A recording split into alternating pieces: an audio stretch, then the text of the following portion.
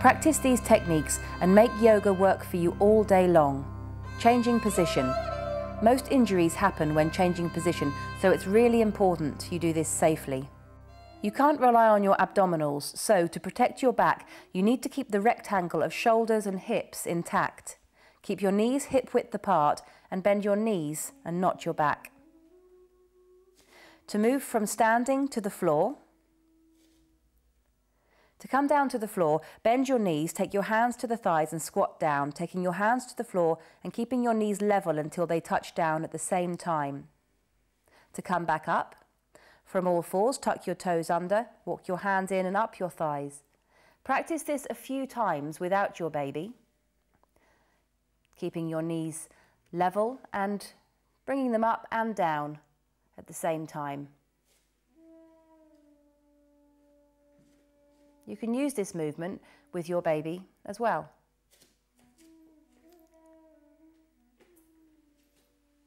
Bending your knees, coming down and bringing your knees to the floor at the same time.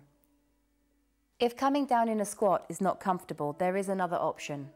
So put your baby down to come up safely. Come to all fours, tuck your toes under and lifting your knees at the same time, walk your hands in and up your thighs. To pick up your baby, stand next to them and bend your knees and not your back as you roll them over onto your arm. Come to the end of your mat. The other option is to lunge down, stepping forwards with one leg, bring the other knee to the floor behind, and then come down onto both knees. From sitting to lying. You can use this technique to bring your baby down to the floor with you.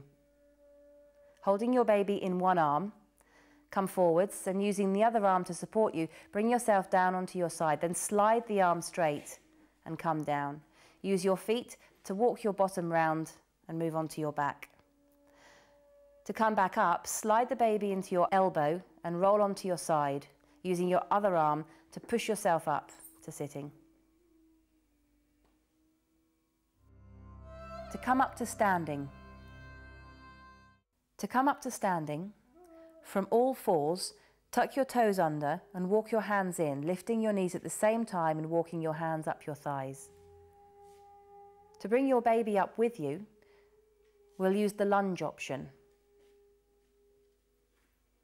Holding your baby in one arm, step the other foot forwards and tuck your back toes under, either pressing off with the back foot or the front foot to bring yourself to standing and step in.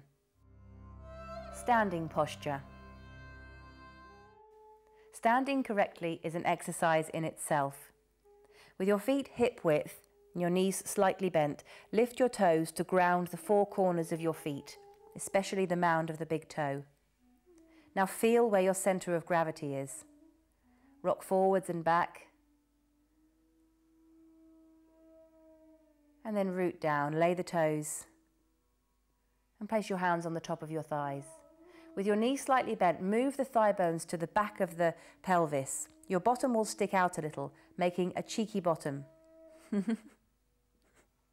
Keeping your thighs back, lengthen your tailbone towards the floor and feel the lower belly lift. Make sure that you don't thrust the thigh bones forwards at this point.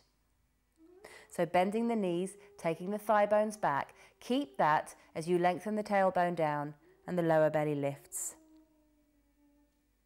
Keeping the lower body steady, take your fingertips to your collarbones and move your upper arm bones back until your collarbones disappear. Make sure your chin doesn't get left behind, so lift your chin and move the back of your head in line with the back of your body. Take one hand to the back of your waistline and encourage yourself to breathe right into the back of your body. Release your hand, stand and breathe. Walking posture. Straight after having a baby, there's a tendency to arch the lower back and stick the bottom out. And then as our babies get heavier, the tendency changes. We tend to thrust our hips forwards and carry our baby resting on our belly. So to avoid this, we want to think about keeping our feet and knees hip width and parallel, pushing into the heel, the ball and the big toe as we walk, keeping the hips level and shining forwards.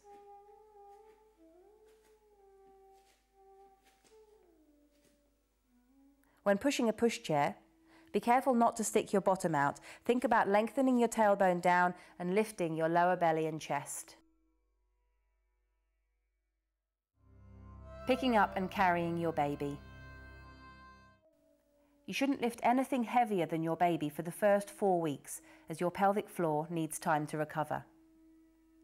A lovely way to pick up your baby is the spiral roll. Before lifting or leaning forwards, either over your baby or the cot, take your thigh bones back, lengthen your tailbone and lift your pelvic floor. To spiral roll your baby into your arms, take one hand under their armpit, thumb in front, and the other hand slide it up under the other arm, supporting the back of the head, and spiral roll them onto your forearm, bringing them in. Using the lunge to safely come up to standing, tucking the toes and pushing off either the front or the back foot. It's important to remember that you should carry anything heavy, especially car seats, in the center of your rectangle of shoulders and hips. That's in front of your sternum. As your baby gets bigger, you can carry them on your hip, but be careful not to stick your hip out to the side. Always keep your hips level, tailbone lengthening down and belly scooped in towards the spine. Feeding your baby. When you're feeding your baby, your sitting position is very important. Your knees and your hips must be level. Postnatally, you need to sit to the back of your chair, maybe with a cushion behind your back. And if your knees and your hips are not level, use books to rest your feet on. Rather than hunching over to meet your baby, use cushions or a bolster or blanket to bring them up towards you.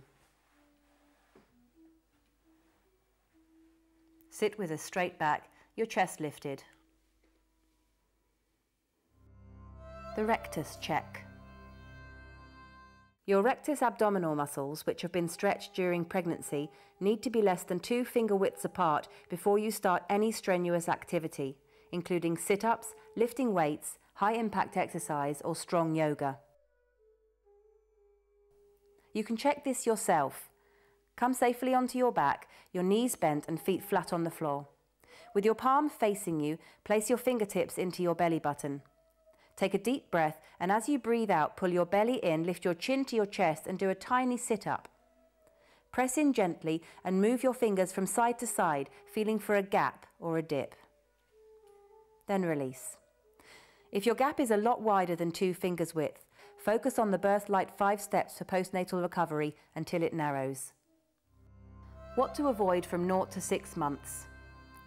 For the first 6 months, we suggest avoiding high-impact exercise due to the vulnerability of your joints and your pelvic floor. Also, deep lunges with the back knee up, as this can misalign your pelvis. So keep the back knee down and squeeze your hips together. We recommend avoiding big breaststroke legs while swimming, as there is too much pressure on the pubic bone. Use small, gentle breaststroke kicks instead. And avoid deep back bends, because the back is already arched from pregnancy, and the focus needs to be on closing the body and bending the other way.